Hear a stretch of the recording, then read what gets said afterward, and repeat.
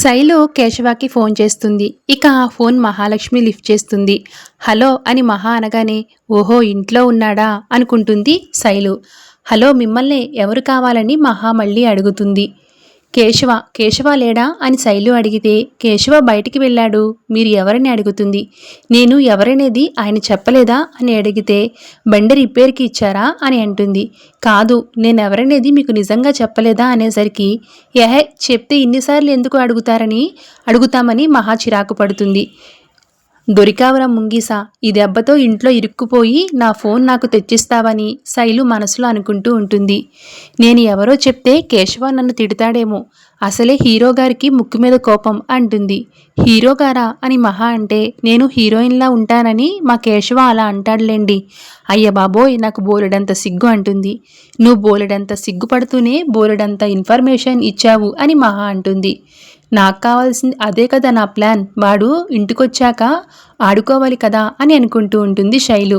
వస్తే ఏం చెప్పారని మహా అడిగితే థియేటర్లో ఫోన్ చూస్తూ నేను టైం వేస్ట్ చేస్తున్నానని నా ఫోన్ లాక్కుని జేబులో పెట్టుకున్నాడు. ఆ తరువాత నాకు ఫోనే గుర్తులేదు. ఇప్పుడు మీ చేతిలో ఉన్న ఫోన్ నాదే. ఈరోజు సాయంత్రం పార్కులో కలుద్దామన్నాడు.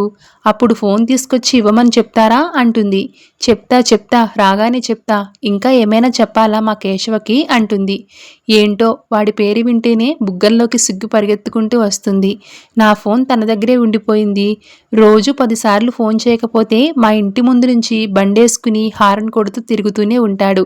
రాగానే ఫోన్తో పాటు పార్క్కి కూడా రమ్మని చెప్పండి అంటుంది. తప్పకుండానండి అని ఫోన్ కట్ చేస్తుంది మహా.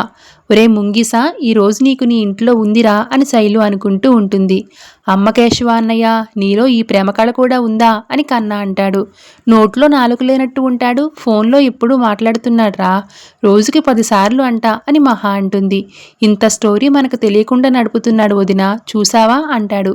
అయిపోయాడు, ఈరోజు వస్తాడు కదా రానివ్వు, మనకి తెలిసిపోయినట్లు మనం చెప్పకూడదు అంటుంది.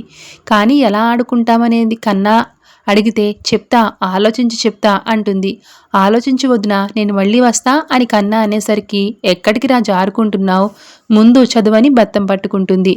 ఇక మరోవైపు దారిలో వెళ్తూ సడన్గా కేశవకి ఫోన్ వస్తుంది. అయ్యో బుస్సు ఫోను ఇంట్లోనే మర్చిపోయానే, అయ్యో తను అక్కడే కూర్చుని ఉంది, ఈ బుస్సుగాని ఫోన్ కోసం ఫోన్ చేసిందంటే అయిపోతాను, నా తలకాయ ఎక్కడ పెట్టుకోవాలో కూడా తెలియడం లేదే, అయ్యో బుస్సు ఫోన్ చేయొద్దు దేవుడా అంటూ కంగారుగా ఇంటికొస్తాడు కేశవ.